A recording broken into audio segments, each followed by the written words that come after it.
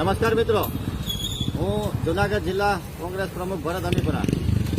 મિત્રો, આપ જોઈ રહ્યા છો કે જૂનાગઢના કાળવા ચોકમાં આજે બેનર માર્યું છે 80 કરોડ ચૂલે પહોંચ્યું મફત અનાજ.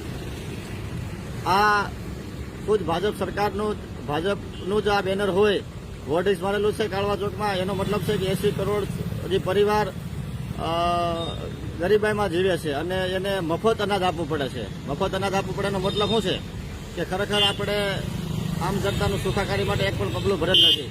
છેલ્લા 30 વર્ષથી ગુજરાતમાં ભાજપનું શાસન છે અને છેલ્લા 10 વર્ષથી નરેન્દ્ર મોદી સાહેબનું અત્યારે રાજ ચાલી રહ્યું છે. આ બધાને ખબર છે, પણ વાયદા સિવાય કાંઈ ધંધો નથી. એનો મતલબ શું છે કે મોટી મોટી વાતો કરવી, ધર્મના નામે વાતો કરવી, પણ ખરેખર માન લો કે રિયલ જોતા 80 કરોડ માન લો ચૂલા આદિ માન લો મફત મળતા હોય અનાજ દેવું પડે. એનો મતલબ છે કે હજી આપણો પરિવાર દુઃખી છે. એટલે આવનારી 7 તારીખે લોકસભાની ચૂંટણીમાં આપણું બધાનું સર્વેનું મતદાન કોંગ્રેસ તરફી થાય તેવી ખાસ નમ્ર વિનંતી. જય હિન્દ, જય ભારત.